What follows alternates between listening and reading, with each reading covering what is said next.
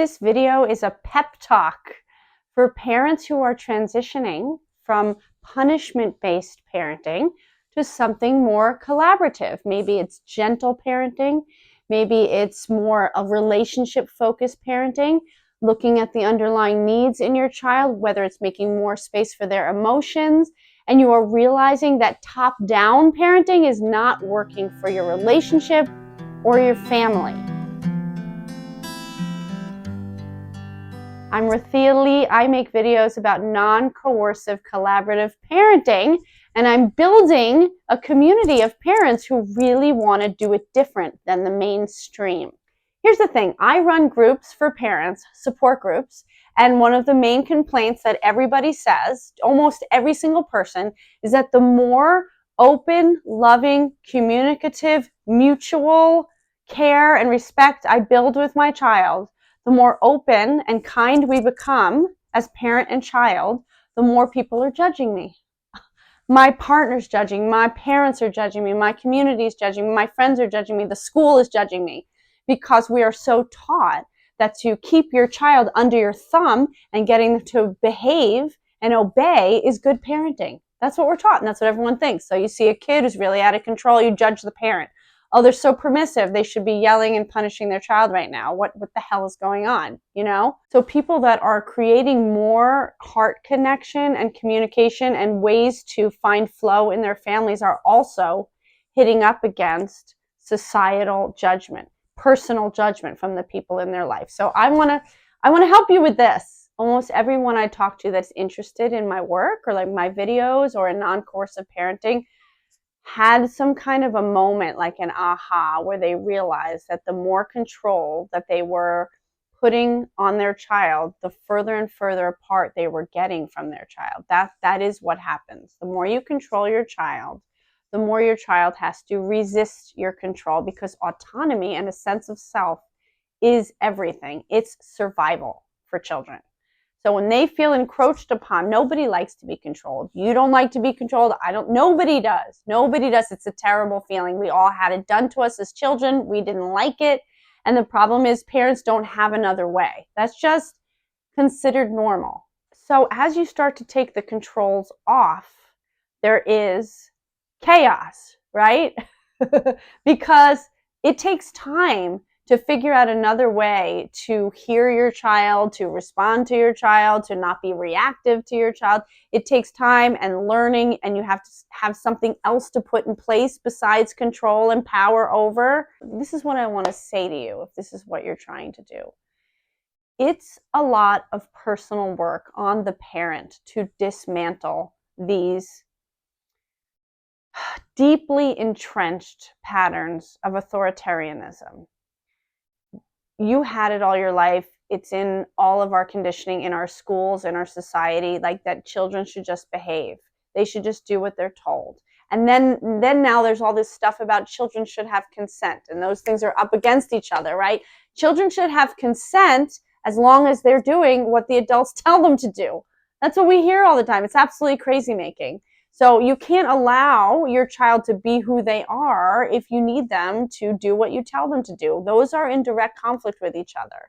If you want to know who your child is, what they feel, what they're thinking about, what they're stuck with, what they're expressing, if you want to know that, you're not going to be able to if you're controlling them. You're just not. If you're punishing them, you're hurting them. This is what I want to say to you. You're having an intuition that there's a way to be connected to your child. That's something no one ever taught you. You're feeling as a parent that there's another way to know your child, to connect with your child, that no one ever taught you. I didn't know about it. I could feel that controlling my daughter was making us further and further apart, but I didn't have anything to put in its place.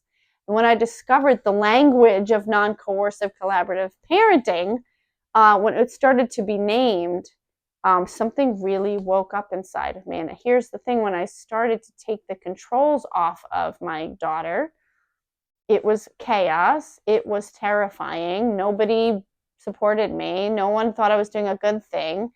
But I immediately felt an emotional connection with my child that I had not felt before. This is key, what I'm saying. as soon as I stopped controlling her, even though it was chaotic, even though it was messy, it was disorganized, I couldn't figure out where the limits were, it was a mess, her little face, her eyes, her heart started to really open to me. We began to communicate in a completely different way.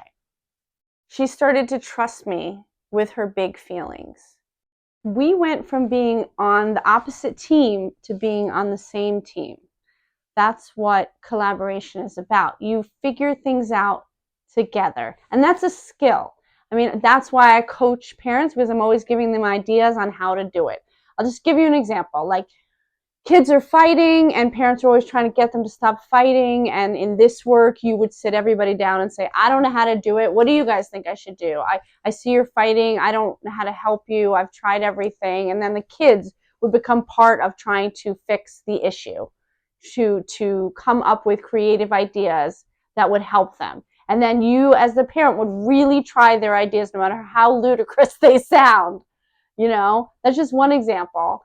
My daughter and I really feel, okay, she's 12. I really feel, since I've been doing this kind of parenting for, God, almost 8 years. Wow. Almost 8 years that we really have a friendship, and we like say, hey, what do you want to do? How about you do this and I'll do that, and then we'll go together. I mean, we work stuff out together like I would with a friend, and her opinion means a lot to me. Sometimes it's inconvenient for me or it's inconvenient for her, but we work with it because we now have this place where we share and talk and we work things out. I'm not just like telling her what to do and then making her do it. Who wants to do that? It's hellish. This way of parenting is so much work in the beginning because you have to undo all of your conditioning. That's the hardest part. And then your child will lead you. That's the thing, is children are just so, they're just so connected to what they need. They will lead you if you stop judging them, criticizing them, commenting on them, making them be like you or want what you want or care about what you want. You just really have to open to who they are. And this kind of parenting makes a space for that. And so for the people who are trying to do this, I want to tell you, it is so worth it. Not only that, but it's an opening to your healing. I know I say this over and over in my videos, but opening to your pain, your struggle, your limiting beliefs is a gift. Just enacting your pain on your child is so awful. You will regret it. This is a totally different kind of a choice where it's about you and your process, and you really take your eyes off your kid.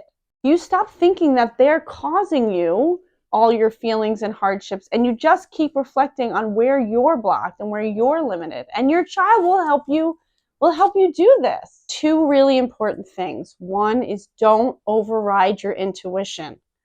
Deep down, you have a knowing of how you want to be close with your child. Do everything you can to listen to that, even if your partner is telling you it's wrong.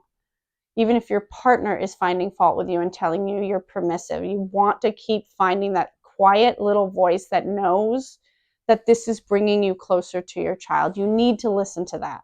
The other thing is, there are resources for you if you're going in this direction.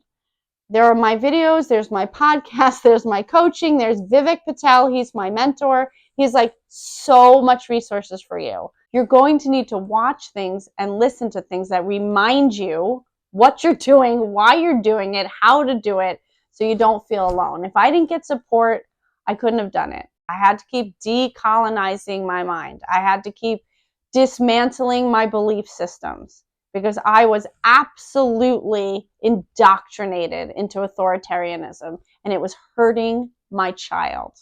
The payoff of this choice I made is unmistakable to me every single day, and my partner and our family. There's a level of ease and flow and connection that was hard won. It was a lot of work getting here, and now we're in the blooming part of it. That's why I can make these videos and say, I promise you, it's worth it. So I hope you stay in touch. I'm here for you. She's my wild storm child, and